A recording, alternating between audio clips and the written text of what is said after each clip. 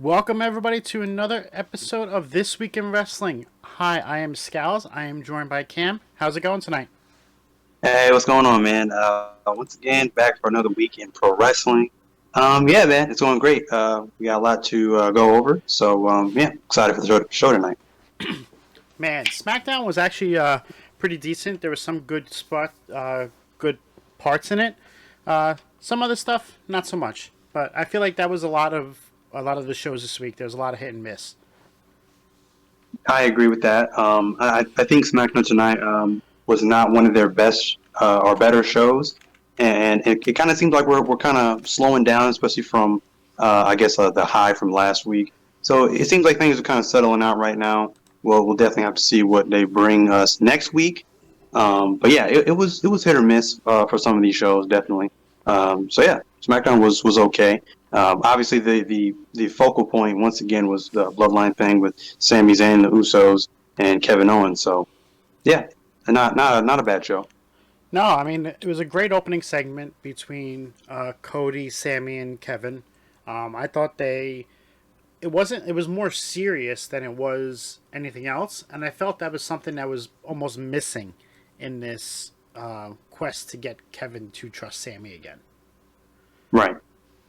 So I like how they did that with the show. I also enjoyed the little segment afterwards, how they continued this throughout the night with Sammy following KO outside. I mean, not gonna lie, Kevin Owens was driving a pretty damn cool car. Yeah, I would say so. That's pretty sick. Yeah, no, I like it. I like the chemistry between those two. Obviously, we already know that there's a lot of history between those two wrestlers. But yeah, I definitely like it, and I definitely like that they're. I like it, and I don't like it at the same time. You know, they're kind of dragging this out, but they're dragging this out for good reason because we already know that there's not really a way that they can kind of I don't know just like speed through, them getting Kevin Owens to trust Sami Zayn again. I mean, because you got to think. I mean, they went through a lot of emotional trauma and trust issues with their friendship with Sammy joining the Bloodline. So there was a lot to be repaired there. So I like how they're sort of slowly repairing that or whatever. But it's starting to form now. We're finally starting to see the formation of that tag team match that's going to happen at WrestleMania. So not bad at all. Again, this is the best. The Bloodline era thing is just one of the best things, or the best thing right now, going on SmackDown. So love it. I Love to did see it. I did not expect them to hug at the end. Um, I don't know if they were supposed to, but the crowd was egging them on so much. I think Kevin's like, "All right, it's the time. Like, well, let's give it to him." Because that crowd was chanting, "Hug it out, hug it out." They were doing it in the beginning of the show. They were doing it at the end, and then the pop when it happened. Whew. Oh yeah, for sure. Yeah, yeah, yeah. Yeah, I don't know if they were supposed to either. But sometimes I think it's just kind of a spare the moment kind of thing, and you're listening to the crowd, and it's that energy, to build up to between these two. So yeah, I don't know if that was supposed to happen either, but yeah, it worked out perfectly. So Yeah, I mean, I like how they did it. I like the little touch with them showing Cody in the back smiling when he sees them both in a ring. Like just everything they're mhm. doing with it, it's working perfectly to build up this storyline, and I'm all for it. I hope this main event's night one. I really do because nothing right now is as important as this is to me. No, yeah, I also liked what they did with Rey Mysterio this week. How he came out with Dominic had a really good back and forth between them two. I still like how he's not willing to fight him. Like I just love that he's still holding back and not doing it. And he was saying to his son that he wants him there at his enshrinement. And I like that little touch that they did. I like that as well. Um, I also believe that it's for me. It's like I want it to happen. I just want this match to be made already. So for me, it's just kind of like once again, I believe it's starting to drag a bit. But each week it's like they're getting closer and closer and closer to the end result of this feud. But yeah, I like how they did. They added a new element with Rey Mysterio on the mic against Dominic, and he's like, normally if some young punk kid calls me out and wants a match of Mania, I would jump at that fact. And I beat their But I ass. can't do that.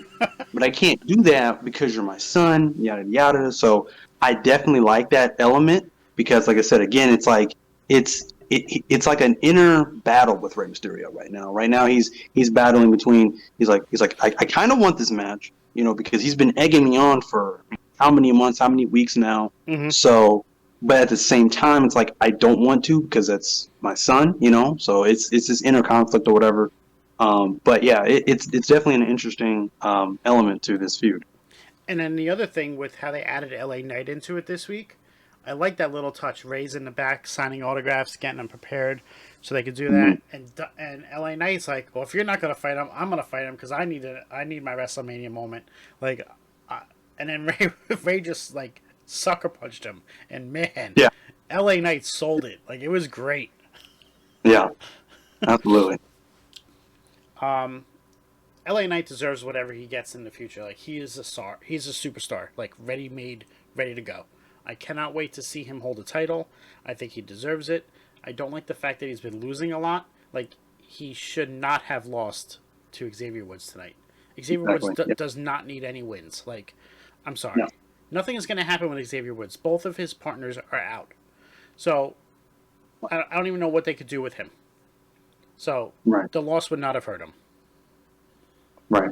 Yeah, no, absolutely. I mean, you basically took the words right out of my mouth. Yeah, I like LA Knight too. I really do. He's great on the mic. He has a great personality, and I love his character right now. But the fact that he's been losing so much. I mean, every time he's in a match, the last however many matches I've seen him in, he's lost. And I don't like that. He's definitely gotten over the of course the feud between him and Bray Wyatt obviously helped him get over more.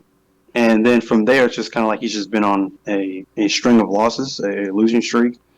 And it's unfortunate because, like I said, the guy, as popular as he is, I don't think he should be losing as much as he is. But I kind of think about it too, and I'm looking at it like maybe they're using this as a way to maybe push his character even further. Maybe I don't know. Maybe there's another element or something else that he has to offer to add to this character that we haven't seen yet. So maybe they're using that and they're going to turn that into some kind of story. I mean, they already kind of are with him being desperate and trying to get his WrestleMania match. So who knows? I'm not sure how they continue that going into Mania or even after Mania because I'm looking at Mania, or actually I say post Mania, like the Raw after Mania, SmackDown after Mania. I'm looking at that as the pretty much the dawning of a new era. Like, because after that, we would truly get to see, more of Triple H sink his teeth into creating more storylines or using some of these people that were former Black and Gold people or people that he's brought back, and we will see see him use them in a better light, better storylines and more character progression after Mania. That's how I'm looking at it right now. So maybe I would assume LA Knight is probably on that list. So yeah, I don't know. I'm kind of kicking back and see what's next. And then, I mean, you had a Charlotte Flair promo, same thing. Rhea came out. This time they got physical between the two of them, which was nice. The refs getting involved. I thought it was actually a pretty decent segment at the end of it. But just they don't need to be talking anymore. Just let them fight. And Dom doesn't need to be involved in everything that Rhea does. Like, I know he follows her around like a lost puppy, but come on. Right. Yeah, no, yeah, absolutely. I'm glad that they finally got to fight finally, because I'm pretty sure I was just saying that last week how I don't think they've had any sort of interaction physically since Rhea won the Royal Rumble. So I'm glad that happened. Glad it was a massive brawl. You got security, you got referees breaking them up. It looks great. It looks great going into Mania, and it makes it feel like we finally actually have a true conflict with them two now. Mm-hmm. But I agree with you 100%. They don't need to talk anymore. I don't think there's anything more that really needs to be said between the two. So, but yeah, yeah, and then the Dominic thing. Dominic, I don't think Dominic is going to be um, accompanying her to the ring at Mania. So I don't really get why he's so involved in the whole him Charlotte and Rhea thing. So yeah, outside of that, I'm because he's got his own thing going with Ray right now. So I would say let that grow with him and Dominic, and then just leave Rhea and Charlotte to themselves. They don't need Dominic on the sidelines or whatever. So, but yeah, I thought it was fantastic. I was, I felt relieved that they finally got to actually fight. So yeah, great segment. And then you had that showcase match they were talking about, the fatal four way that's going to start. Mm-hmm. Yeah, You had Liv Morgan and Raquel Gonzalez beat Emma and Tegan Knox. So, do we know if there's any like prize for winning this? Do they get a future tag team title shot? Like, did they I would mention any of that? assume I would assume so I mean, because because that I was the can't only thing think. that makes sense. So, Yeah, I'm just curious if they do that match on night one, and night one features the 6-woman tag match from Damage Control and Trish, Becky, and Lita. Do we see a title defense on night two? I don't think so. I think if whoever wins this showcase match, I would think becomes number one contenders for the tag team titles. But I don't think they put it on night two. I think they end up that feels more like they would probably put it on maybe the Raw after Mania type deal. That's what I would think. So yeah, Okay. Or they could do it at Backlash, but yeah, that's they could do it a that's backlash too. that's kind of Yeah, far away from there. yeah, Um, so okay, I could see it probably being on more on Raw or SmackDown, depending on what team wins. right. And then we had the uh, main event with Jey Uso getting on the mic, Sami confusing Jey, almost making Jey think, should he have done it? Should he have been the first person to do it? And was that the real reason he's mad at Sami? I like that little wrinkle that he threw in. Yeah, Because you know it was there. I mean, Jey was hesitant in the beginning to be part of the Bloodline. right. So, I don't know. Are they planting the seeds for that too? Because that'd be Man, cool. I don't know. Like they probably are. Like I said, I know the Usos. I can't remember. I think can't remember who it was Jay or Jimmy that said it, but one of them had said that they would definitely like to face each other. So we might see a Jimmy versus Jay match, maybe sooner rather than later. I'm not sure, but I would assume probably after this Bloodline storyline is over, we could see something like that. We could. We could even see Jay versus Roman after the That's Bloodline storyline is over. So that's what I'm thinking, and I'm hoping yeah, actually. right. So But yeah, there's so many different ways they could take this after the story that they're telling is over. um, but overall, I felt SmackDown was a 4 out of 5 tonight. What'd you think? Yeah, I think Raw. I mean Raw. I think Raw. I think SmackDown was I think it was a 2 out of 5. It was kind of a slow, sluggish kind of show, but there were things that I did like about it. Obviously, the Ray and Dominic thing, the Rhea and Charlotte thing, of course, the Bloodline thing. So, yeah, I think it was a 2 out of 5.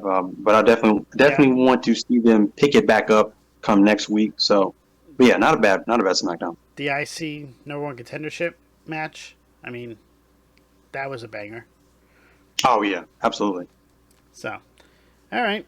Um, we want to move on to Dynamite from this week. Yeah, Dynamite. You want to start off on this one? Yeah, hold on.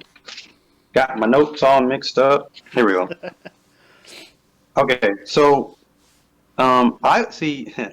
I was one that definitely enjoyed Dynamite from last week. Their show post Revolution. A lot of people have had issues with it. Um, I mean, again, was it a perfect show? No, but I definitely like that they were pretty much hitting on primarily all the cylinders that they needed to hit on. Same thing for this week, and I think this week was even better than last week, much better than last week, and that's saying a lot for me. So we start off with the MJF rebar mitzvah. And it's all jokes. Obviously, he comes out and he's obviously having a good time. He's on top of the world now after beating Bryan Danielson at Revolution. And then we have Jungle Boy come out. We have Sammy Guevara come out. We have Darby Allin come out. Now we have the four pillars in the ring. I thought this was amazing. They all said that they wanted the title match at the same time, and they all staked their claim for why they want a title match. I want to touch on Darby Allin though, because it's funny because I went from not even knowing who Darby Allin was, and I think the first time I ever had seen him, or had ever even heard of him, he was in some sort of interview outside the ring, and he was being interviewed by Alicia Toot, and hearing him talk then, he just seemed very monotone and very kind of had like this low kind of like groggy kind of voice or whatever. So then seeing him in AEW, I just thought like I don't know him talking or speaking that way is really going to be something that fans can connect with or whatever. But obviously, I think he's easily improved promo wise. His in ring work, of course, he's a daredevil. He always has these death defying stunts. But this was definitely a moment defining thing for Darby Allin because I didn't know he had it in him. I didn't know he had this kind of promo ability in him. He might have painted a target on his back with his promo because he talked about how there are grown men, there are wrestlers who are signed to this company, and they get on Twitter and they complain and whine about, I'm not being used, I'm not getting TV time, and or whatever. And I completely was behind that. Like I like how he said that. And so Darby Allin definitely is turning it up a notch for this feud. So I definitely like that. I definitely like Sammy Guevara. I feel as if he's like the next Eddie Guerrero. Love Sammy Guevara. Love his work, and I definitely feel like he deserves this shot. I think the odd one out of this feud probably is Jungle Boy. I'm not sure where they really go with Jungle Boy, but I would assume this probably it definitely needs to be a moment that Jungle Boy shines brighter than he ever has. So I think he needs to be the one to really prove himself. But overall, I think that was a fantastic way to start off Dynamite. So if we get a fatal four-way match at Double or Nothing, between the four pillars, that's going to be an era-defining moment right there for AEW. I just love the fact that they have once again righted the ship of AEW, and now we're finally getting back to Dynamite that makes you feel something. It's just not like an empty Dynamite that they have for a while. So I'm glad that they're starting to keep this pace going after Revolution. Hopefully they can keep it going until Double or Nothing. So great segment. So Double or Nothing, what? That happens in May, right? Mm-hmm. I don't know. That's kind of long for them to. It is to plant the seeds now. It is. And then 2.5 months later, like. It is. I know you don't want to do it on a throwaway episode of Dynamite, though, either. No, you don't. You definitely don't.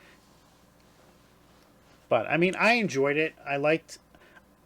Sometimes, like, I feel like the wrestlers in AEW need to have their reins pulled in a little bit on what they say on the mic.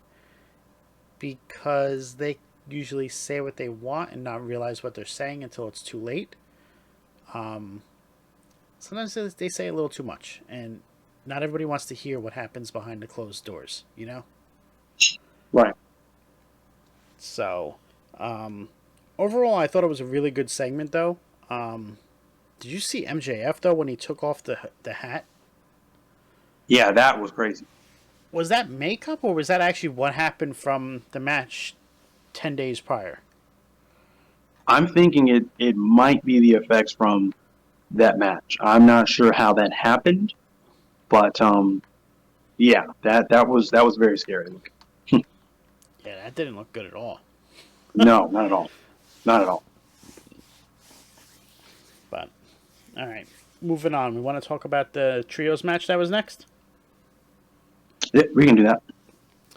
So you had Dark Order and Hangman Adam Page versus the Blackpool Combat Club.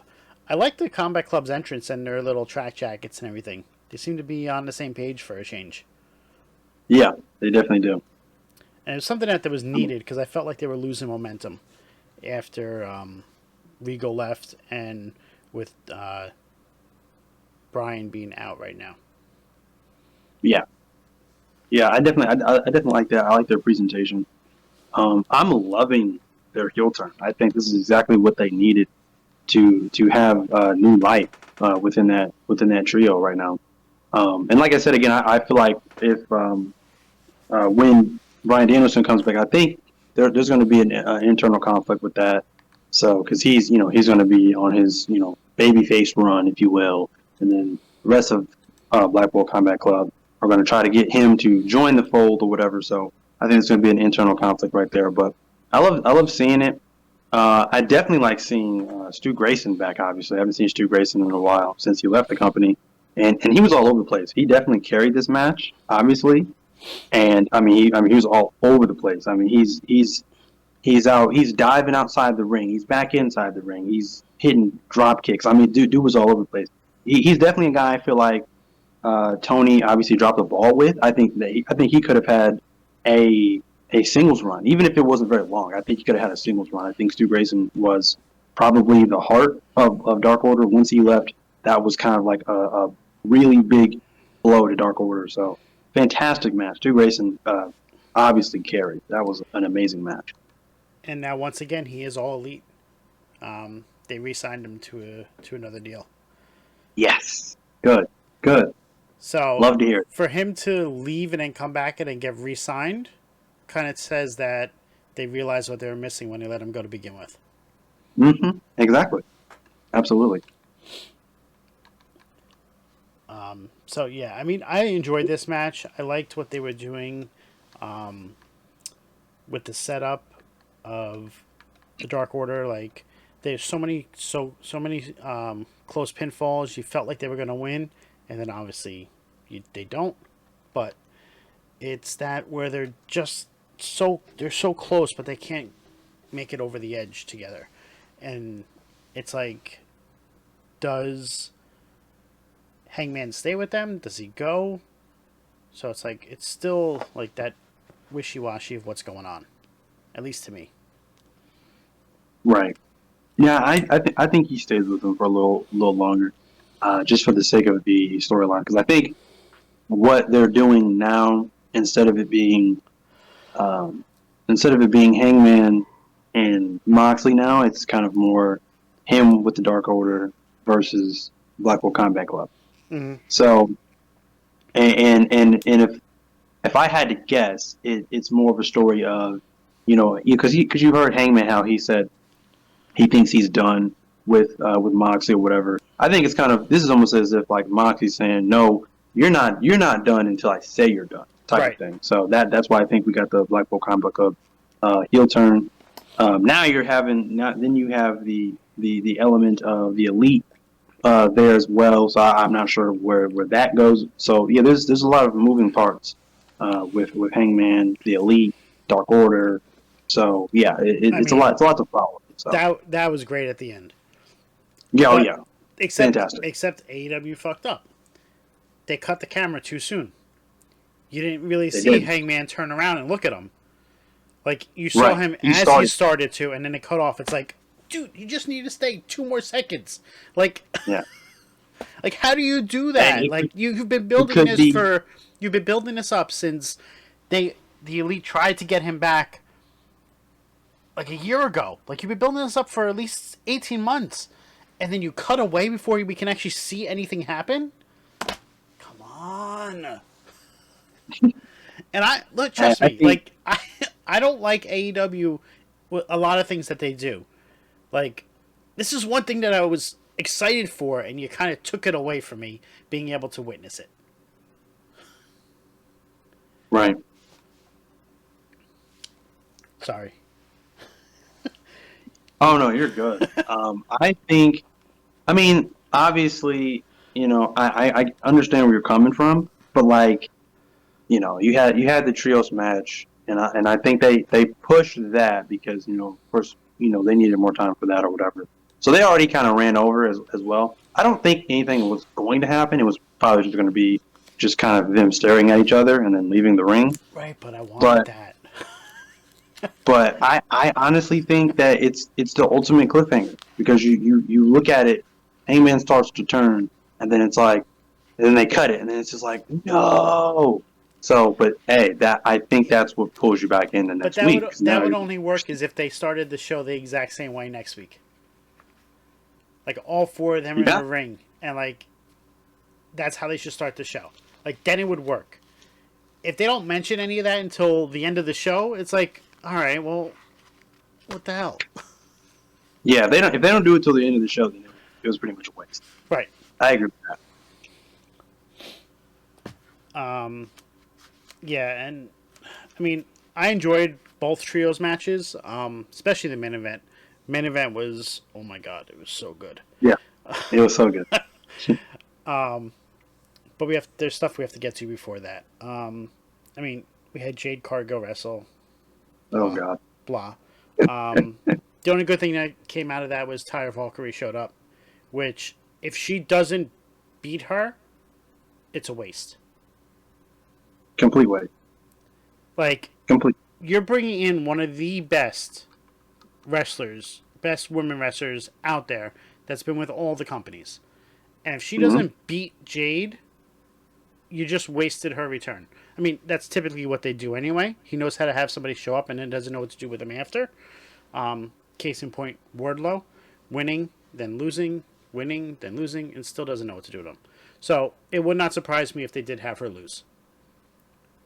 So Yeah. I'm kind of setting myself up for that already now. So if she does win, then it is a genuine surprise. Right. Yeah, I didn't like the fact that we had last week where Jay Cargill was like, "Oh, I'm calling out Canada's finest or whatever," and so they built it up as she was just facing some mystery opponent. Then we get to the actual match, and then she's just fighting some local jobber. I thought that was a wasted opportunity because I'm like, if you were going to build it that way, you could have built it like, okay, this is a TBS Championship match, and then be like, and her opponent is, and then have her at Music Hit, and then have Ty Valkyrie come in there. That's how I would have done it Right, and then because I thought Ty that would wins. have popped the crowd. And then Ty Valkyrie wins, and we have a new TBS champion. Boom, crowd erupts. Amazing. There you go. There you go. But That's what should have happened. apparently, this woman Nicole Matthews is actually probably one of the better local women in that area. I think she's held the title from the promotion that's over there like at least 4 times. So she is supposedly good, but they made her look like she sucks. Right. Like she had no offense at all. Like it was disgusting. Right. Yeah. So I just felt like everything they did in this match was backwards.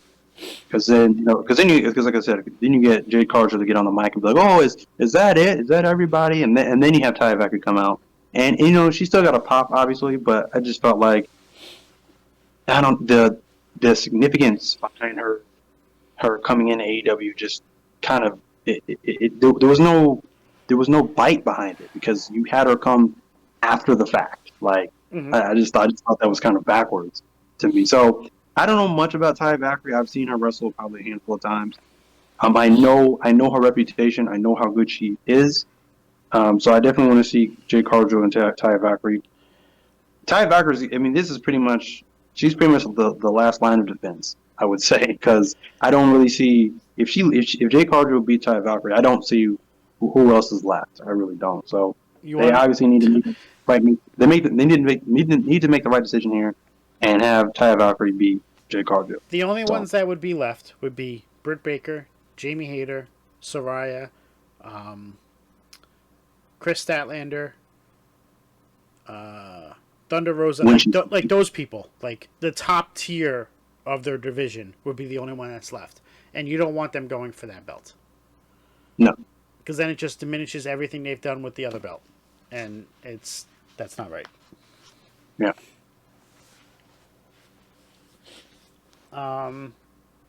After that, we had we had QTV. oh boy, Yo, I don't know how you felt about that. I thought this was amazing because I liked it because I had heard about it on Instagram. They had said that they were going to do something that was called QTV. I wasn't sure if that was going to be like a Miz TV kind of segment, like in the ring or whatever. no, I didn't know. it's a poor man's TMZ.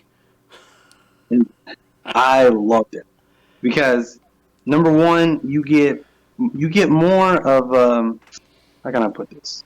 You get more of a I don't know. I guess an entertainment value kind of QT Marshall. No one cares about QT Marshall in the ring. No one's really vying to see him in the ring. But if he can transition into being, like Wardlow's, manager, mouthpiece, whatever you want to call it, I like it. And then you add this element of QTV. I thought this whole segment was hilarious. They even dropped they name dropped like they name dropped Batista for whatever reason. I can't remember why, but yeah, it was awesome. I thought it was great. And like I said, now with now with Powerhouse Hobbs, and he has like this this support in the background. I think is going to boost his character even more. They even turned the whole Wardlow's car being broken into. They even turned that into a story, and they kind of wove that into this whole QT TV segment or whatever. So I thought this was great. So yeah, it just makes Powerhouse Hobbs look even bigger than what he already is. So that's just me. Stop with all the WWE references. Like, stop. It doesn't need to be involved in everything AEW does. Like, if this was just based off of AEW and they didn't mention any of that, I probably would have enjoyed it more. Right. That's what got me. It's like, oh my god, another person that just can't get WWE out of their mouth. Like, just stop. We know you guys don't like WWE. We get it. But it's been 3 years and you're still doing this. Like, time to move on. I like the concept. So I'm curious to see how they do it going forward, if it continues. Because every Friday night before SmackDown comes on, I do watch the TMZ. So it's like the exact same setup. So it's pretty interesting. I like to see what they're going to do. But just keep WWE out of it. Like, it's enough. Right. And then we went into the WWE International Championship. Jeff Jarrett versus Orange Cassidy. Match was better than I thought it was going to be. I'm not going to lie. Yeah. Oh yeah, it was. I did like Jeff Jarrett taunting Orange Cassidy with all his moves and everything. Yeah, that was pretty funny. Yeah, I thought it was a pretty good match. It was definitely better than I thought it was going to be. I still can't stand Jeff Jarrett, obviously, but it was better than what it was. There's elements I'm tired of seeing with Jeff Jarrett in all his matches, though, and it's they've got Saddam Singh, then they've got Lethal, then they've got Sanjay Dutt, so it's just a bunch of chaos. It's like you're never really going to get a true one-on-one match with Jarrett or Lethal for that matter. So that element I don't necessarily like about it. Saddam Singh, I mean, he was really, really getting on my nerves in this match. Like he was in the ring, he's out the ring. He was involved way too much in this match. So and like I said, I think Tony Khan is the ultimate troll because I think he knows. He knows, he listens, he knows how we feel about Jeff Jarrett. So every time he's in a match, whether it be a singles match or he's in a tag team match, they always have these moments where it's like there's always that near fall. that just makes your heart stop for those 2.5 seconds. You think he's going to win. You think that the world is ending when we're going to see Jeff Jarrett actually win a championship. So once again, they did the exact same thing in this match. They had Lethal come in and attack Orange Cassidy, and I literally thought that we were going to see a new champion in Jeff Jarrett. God forbid that was going to happen, but luckily that did not happen. So yeah, it gets me every time because it's like I go into it and it's like by now I'm expecting it to happen, but it always gets me. So yeah, but it was a good match. Other than that, though. Yeah, I was impressed. OC's getting he's he's getting more appealing to me. I'm enjoying his in ring work. So Yeah, I'm he's a excited. workhorse. I was happy with this match. Um, what else we want to talk about from this show besides the main They had event? Because I know they we're had going to an talk about the main acclaimed event. they had an acclaimed like music video kind of thing. I thought that was kind of cool. They're showing like the acclaimed like connection with their fans and things like that. And I thought that was kind of cool. That's kind of an element that you don't really see with a lot of wrestling fans, or wrestling fans and wrestlers on a regular episode of the televised program. So I like that element. I think they're just trying to keep the acclaimed somewhat in the limelight. They don't want to just completely forget about them since they are so popular right now. Mm-hmm. Yeah, I thought that was kind of interesting because you don't really see acclaimed in that light. So yeah, pretty interesting. Um, we had the triple threat tag match, the trios match, which was so good. Like, Yeah. uh, so many things that happened in this match. Like, you just were on the edge of your seat Hmm. trying to figure out who was gonna win, how it was gonna happen, what are the moves they were gonna be. Like, it was just so good. Yeah. Yeah, all over the place. I actually ended up calling this match Trios Mania. So it was all over the place, man. Like I said, House of Black right now is on a roll. It kind of made me nervous because I didn't even think about this, but going into the match, I realized, oh wait, Chris Jericho's from Canada. Oh wait, Kenny Omega's from Canada. And I was like, oh no. I was like, we might end up seeing new trios champions. I hope that doesn't happen because House of Black just started their run. So thankfully that did not happen. Mm-hmm. But yeah, I mean it was all over the place. It was a great match. I believe they're going to give. I think they're going to revisit the Daniel Garcia push at some point. I think so, maybe. I'm hoping so because Daniel Garcia is really really good.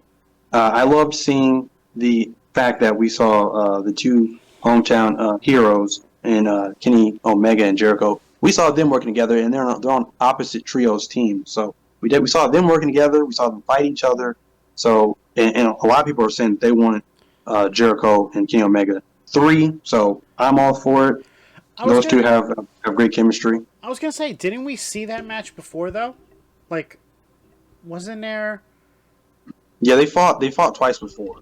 Okay, So this wasn't will it? be the third time they fought. Wasn't that the one that was for the first championship, or was that, Uh, or was that Jericho versus Cody?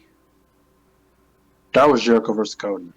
I thought Jericho versus Cody fought. Okay, but I do Yeah. remember. I do remember seeing Jericho versus Omega before. So people were saying, Yeah. "Oh, it only happened in New Japan." I was like, I could have swore it happened in AEW. I think it I think it did, but I don't. Oh, it happened. It did happen, but it happened before AEW was really like a company It was yet. It at was it like was at the pay per view, the introductory pay yeah, per it was like view. yeah, it was like their first pay per view. Yeah, Yeah. Okay. yeah. So it was a while ago, but yeah, we did see that. Though. But yeah, the everything going Was on with this match, seeing them work together was great. Um, just everything, like the constant movement in this match, like it was so uh-huh. good. Yeah. What's going on, Phil? How are we doing tonight? Um, Yeah, I was glad that House of Black retained. I didn't want to see them lose it yet. Right. And then we had the ending where during the middle of the match, they went to the back and you saw the Dark Order with Hangman battling the Blackpool Combat Club. It spilled out towards the ring. And then you got everything going on. And then all of a sudden, Hangman's in the ring. Everybody's on the outside. And then the Blackpool Combat Club backs off because the Elite's standing behind him. And he doesn't realize it. He doesn't know what's going on. So we touched on that a little earlier, but I mean, it was so cool just to see it, like to see it finally happen when they were talking about it for so long. Absolutely. So I'm curious to see where they go with that moving forward. So man, it was a lot of moving parts on Dynamite. Cam, I just had to take a call, so if you can just talk about stuff for a few moments. Okay. Right.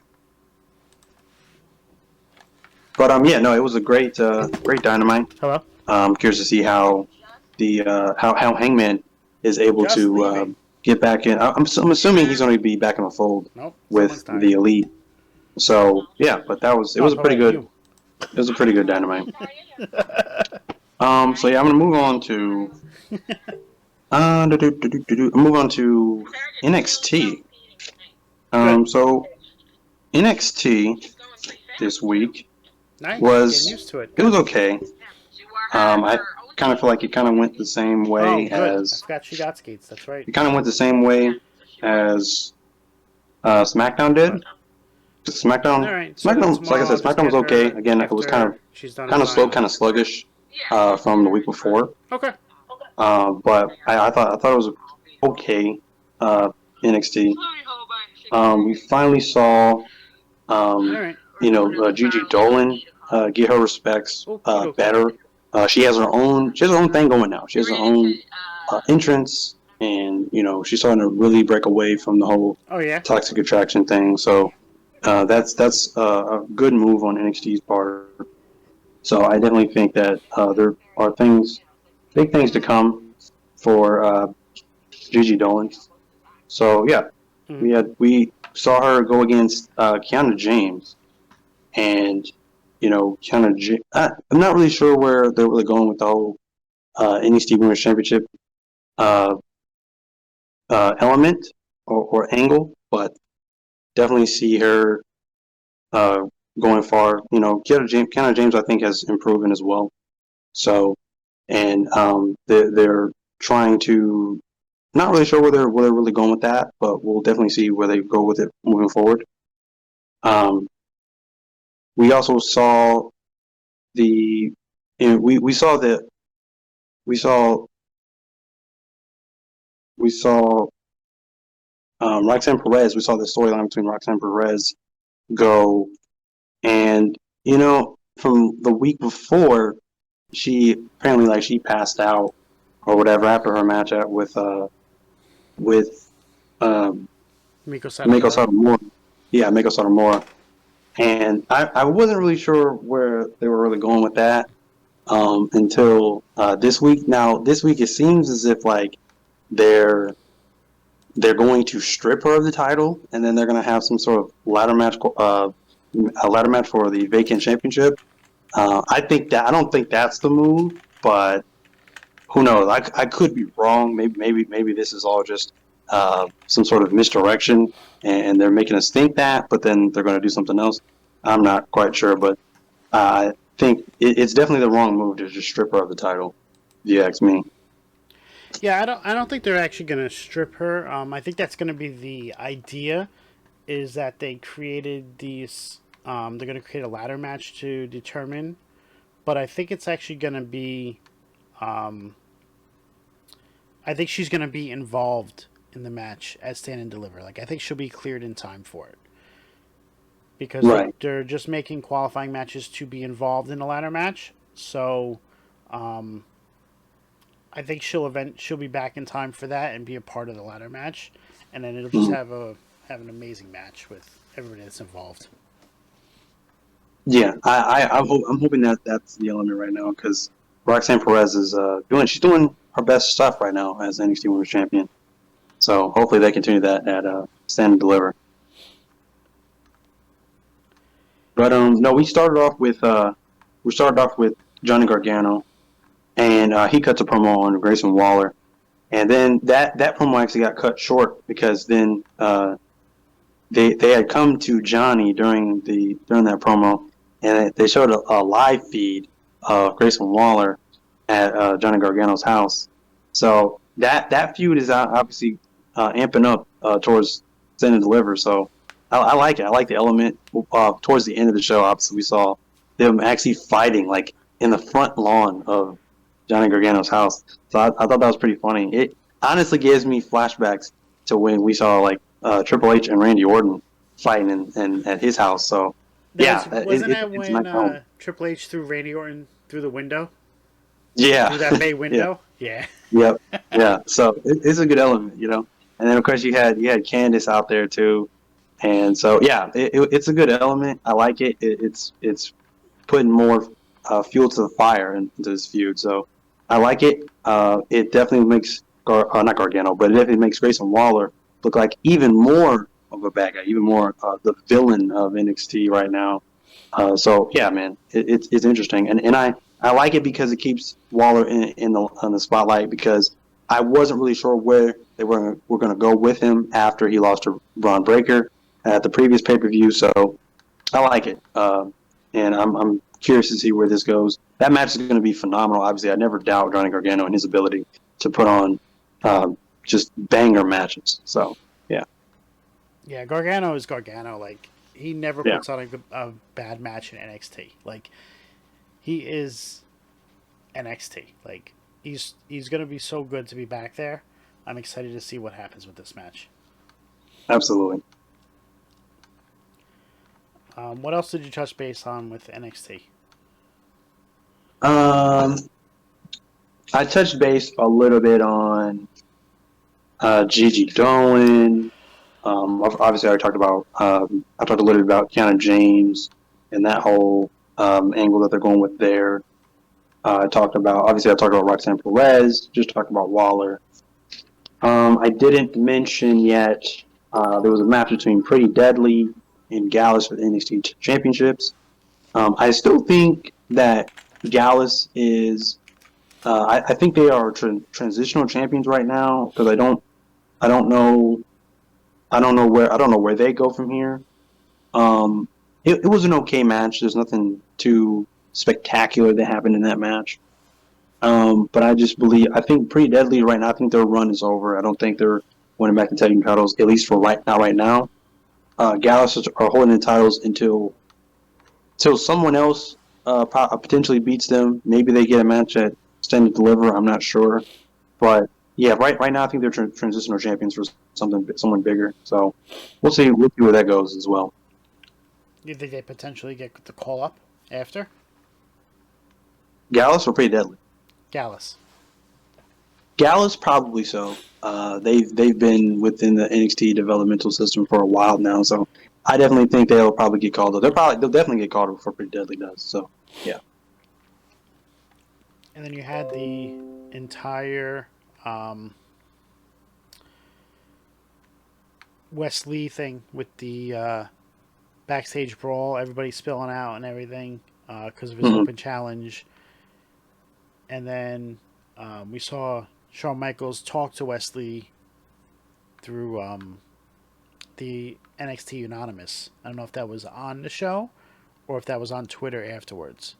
But I saw that little thing where there was a Shawn Michaels was talking to Wesley. He's like, "You got to stop this with these open challenges. It's causing too much bedlam in the entire locker room." So Right.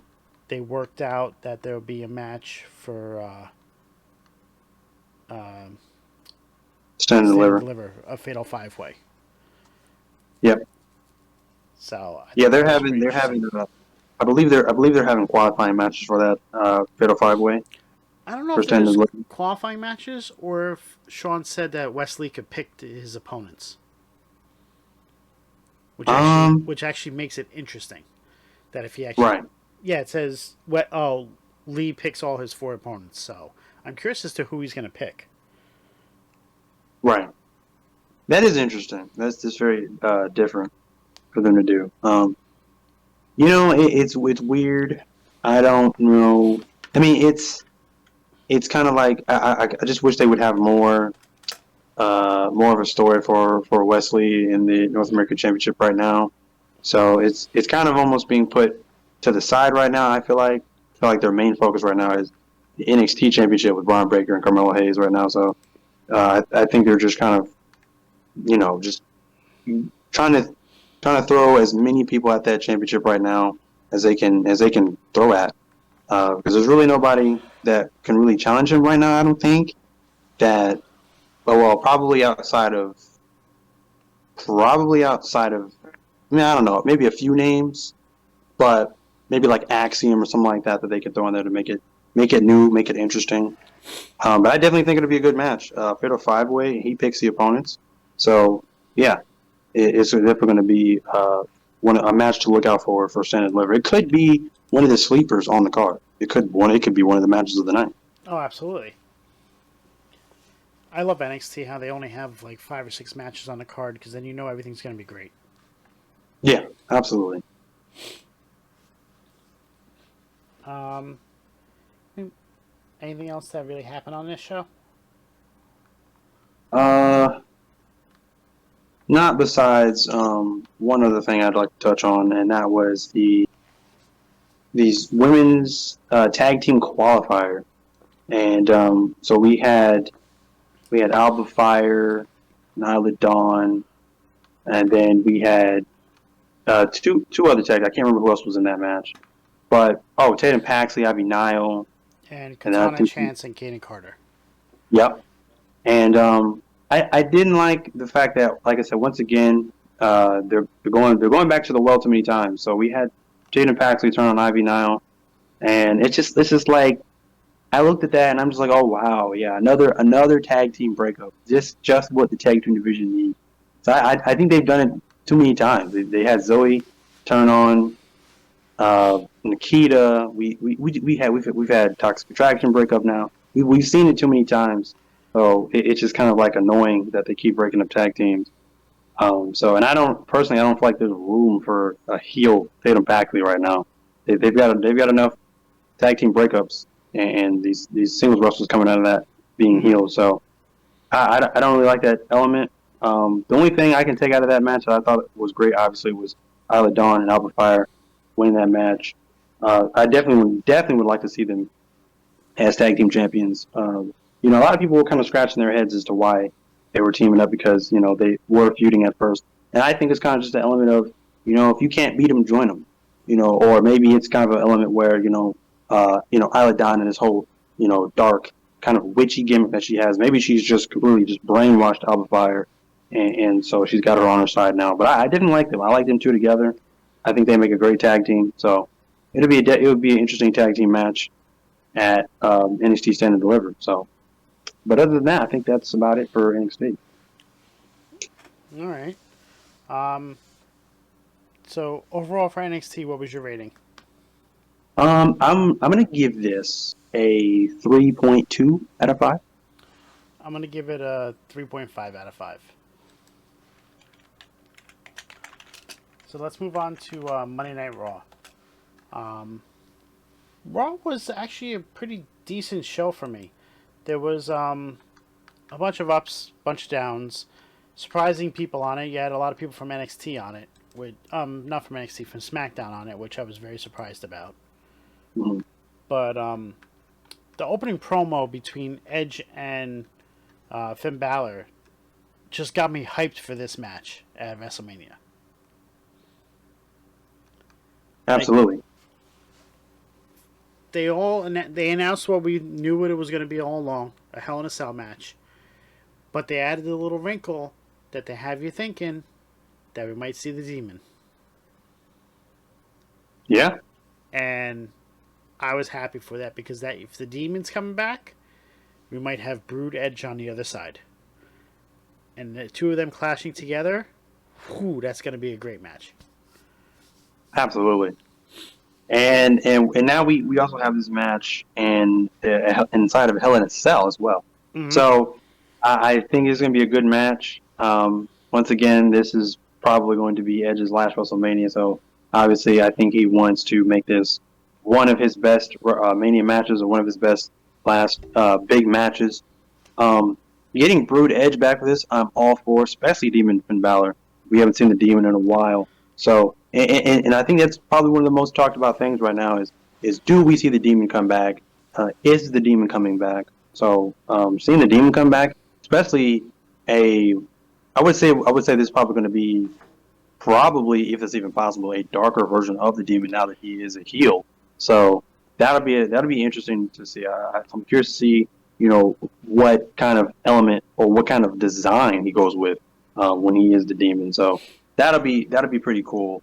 Excited for this match. Glad it happened. Glad it's inside the Hell in a Cell. So we already know that's going to be one hell of a match at WrestleMania. Yeah, I'm all for it. I cannot wait.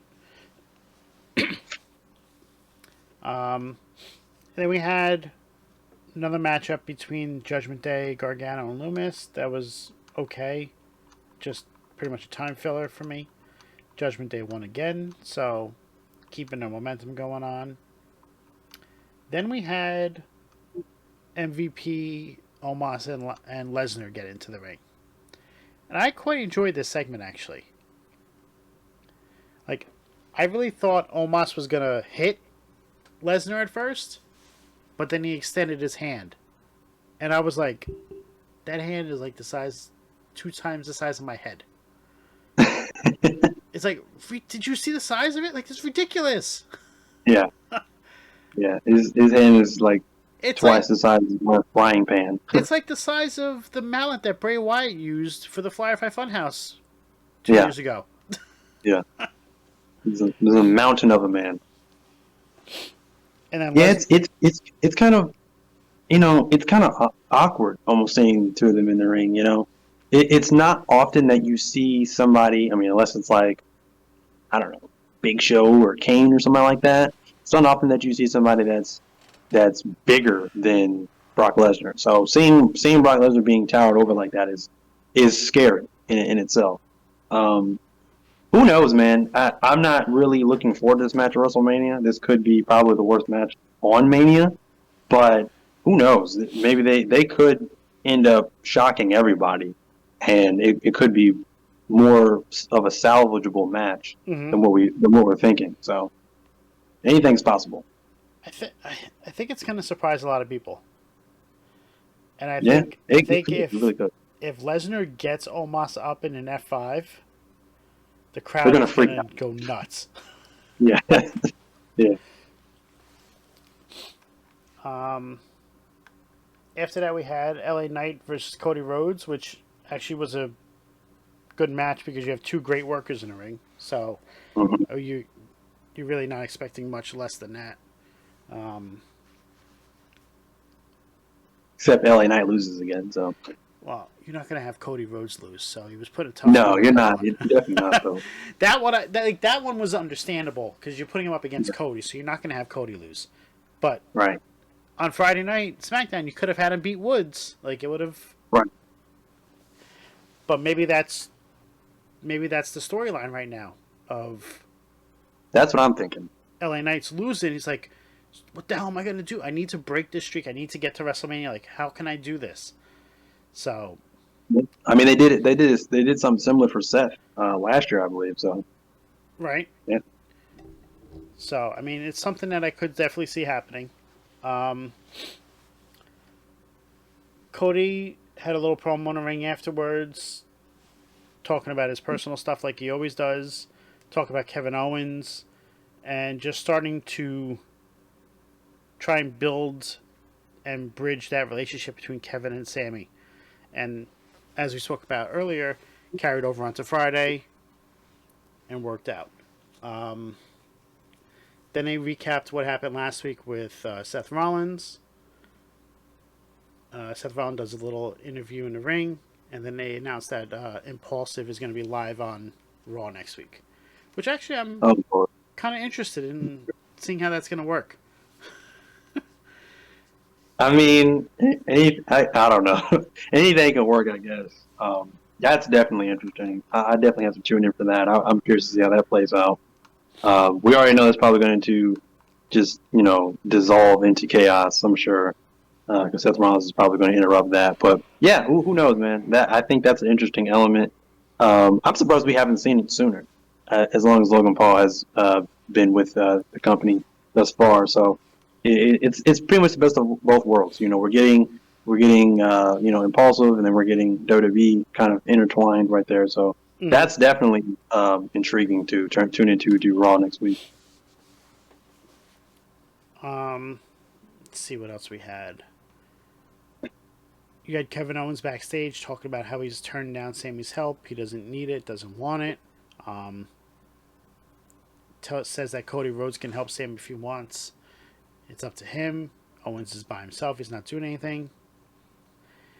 I mean, it was a great storyline. It was just building up for what happened tonight. So, Yeah. I was glad to see how it went. And then we had Austin Theory versus Angelo Dawkins, which was a better match than I thought it was going to be. Dawkins has proven himself to be a good wrestler. Like, overall, he's improved so much in the last couple of years. I could see the Street Profits breaking up sooner rather than later with the way these two can be singles competitors. Yeah, I could definitely see that as well. As much as I don't want it to happen, yeah, I could see it happening. I think we get the Street Profits get one last run, and then I think the Street Profits go their separate ways. They could even get drafted apart. I don't know. I don't think we necessarily need to have them turn on one another. We could even see them drafted apart. I personally, for me, like I said, I just want to see Montez Ford on his own. I think Montez Ford already is a star. Angelo Dawkins easily, I think, would have more to prove on his own. But yes, you're right. He is improving, and I definitely want to see more of his character, something different for him outside of the Street Profits, something more personal to him. But yeah, this definitely was better than I thought it was going to be as well. I liked the little touch after the match of Theory applying the STF to Dawkins. Little nod to Cena. Yep. Making his point heard. And then Montez Ford's come running out to save him. So I did like it. It was a decent match for what it was. But yeah, I'm excited to see what they're going to do with Theory and Cena because it's 2 weeks in already, and it's going to keep getting better. Absolutely. What else? Oh, Rey Mysterio came out and actually was able to talk this week for more than a half a second until Dominic came out. And then they were just continuing to build that up. But I cannot wait until Rey says that he'll fight him and then for Rey to hit him. Because whenever both of those happen, the crowd is going to go ecstatic. And they're building up for these moments this year. Like, they're making it about big moments. And I do like that. Like, that's something I feel that WrestleMania has missed recently. Like, you miss those big moments, and that's what it's supposed to be about, creating that WrestleMania moment. For sure. Yeah, it has more importance. It's the importance of not just having matches made just because, and then there's no build up. That's the importance of build up. That's the importance of long term storytelling. So yeah, and again, I think this has probably been said before many times, but this feels like one of the most important WrestleManias. A lot of excitement built up that we've ever seen, or at least in a long time for WrestleMania. So I definitely like that. I like that they're paying attention to detail with these stories. So yeah, they're all about story. They're all about the emotion. They're all about the connection to what we are seeing on screen and having that ultimate climax at the show of shows, as they call it, WrestleMania. So yeah, that's something that we haven't seen and we have been missing for some time now. Yeah, and I mean, it's going to be great when all these things happen at the show of shows. So I'm excited and I cannot wait. Yeah. We had Seth Rollins versus Baron Corbin. Not much to say except for Rollins is amazing. The crowd loves him, as always. He taunts Logan Paul. Oh, I forgot about this. I did like the little thing they were doing throughout the night where Chad Gable was looking for Otis. Oh, Did yeah, you see those things? Like you saw how yeah, I they had did. the side. Did you know? And Shadow pointed this out to me. I think it was on Tuesday. Did you notice the jacket that Chad Gable was wearing? No. It said American Alpha on the sleeves. Oh, that's crazy. Like when you first look at it, I didn't see it. I thought it said American. I thought it said Alpha Academy. But then Shadow, I was like, "What are you talking about, Shadow?" He's like, and he circled it. I go, "Oh man!" I was like, "Great catch," because you didn't. I didn't expect that. Like that's a throwback to him and Jason Jordan. So Yeah, it was quite interesting. But I'm kind of loving Otis with the Maximum Male models. I'm not gonna lie. yeah. Like I said, Otis is hilarious, man. What can I tell you? He can be serious. He can be goofy. So I think he's one of those people that he's kind of like an R-Truth kind of guy. Anything they throw at him, I think he's going to take it and run with it. So he's definitely somebody that they need right Mm-hmm. now. Yeah, 100% agree. I think he could help elevate Maximum Male models, and I think it actually make it something worthwhile being on TV as opposed to what it was before. Right. Um, we had Bianca Belair versus Chelsea Green. Not too much to talk about here. Asuka coming out at the end. I just want that match to happen already. The build-up's not been that great. But yeah, the street fight between Kevin Owens and Solo Sikoa. This was really good. Yes. Solo is so good. Like, I don't think anybody expected this from him so quickly. At least not Right. on the main roster. Like, because you saw him down in NXT, you saw how he was. But on the main roster, he's only lost one match, and it was by DQ. And that was Right. that was the Monday before. So you knew he wasn't going to take another loss here. But yeah, this was a really good match. Yeah, like I said, man, Solo, he's knocking it out of the park right now. The Samoan Terminator, as I like to call him, he's fantastic right now. I would say after Austin Theory's time is up as United States champion, he's my first pick. United States champion. I think he would be a great United States champion. And I love the fact that he's kind of adopted the element of the Samoan spike in a very Umaga esque way of how he moves in the ring. Mm-hmm. He's phenomenal right now. Honestly, I think he's killing things right now on the main roster. I think he's even impressing me more now than when he was on NXT. So yeah, sky's the limit for Sol Sikoa. I think he's fantastic. Yeah, I love that he's keeping on the legacy of Umaga. Um, yeah, it's just so good. But I mean, overall, Raw was a pretty decent show. It didn't feel like it went 3 hours. It seemed to have a good flow to it.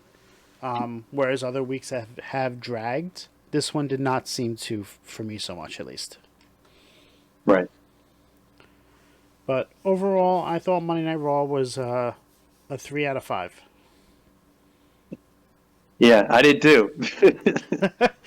Yeah, 3 out of 5. Overall, I mean, I felt like it was a decent week of wrestling. I mean, I enjoyed this week, but I guess that could also be because I was at the MSG show on Sunday before Raw. Mm-hmm. So I Yep. got to see a couple things happen there that most people don't get to see. Like, Right.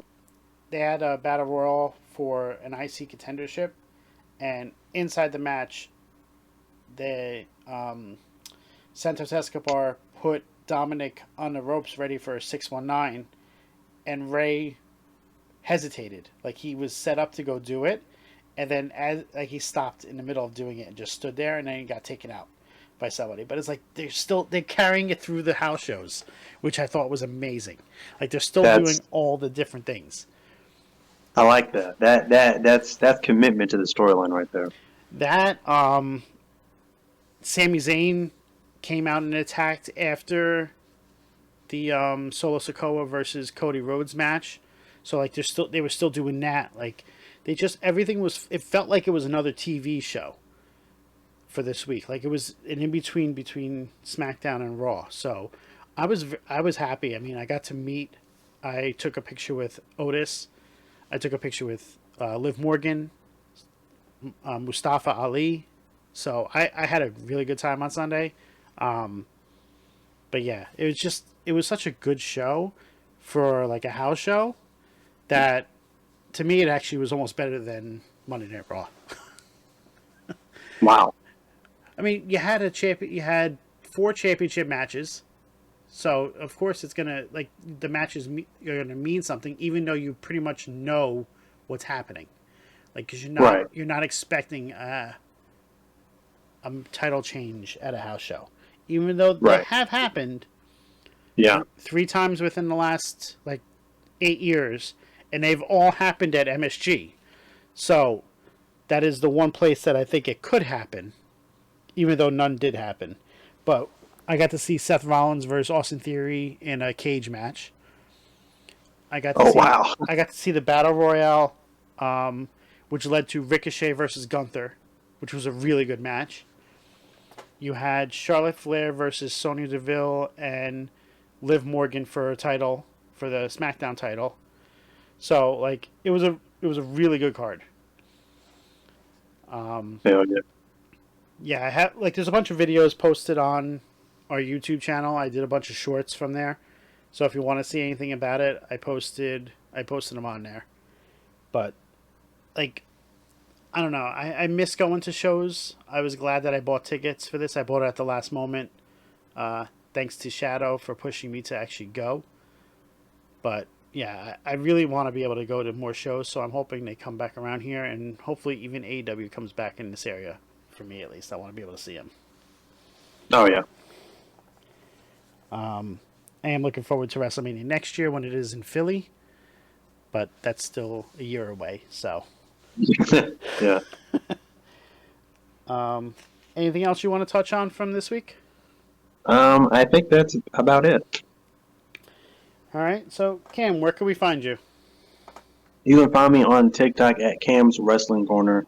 I also have another page on TikTok at Call Me Cam G. You can also find me on Instagram at 317 Bacon, Eggs, and Cam.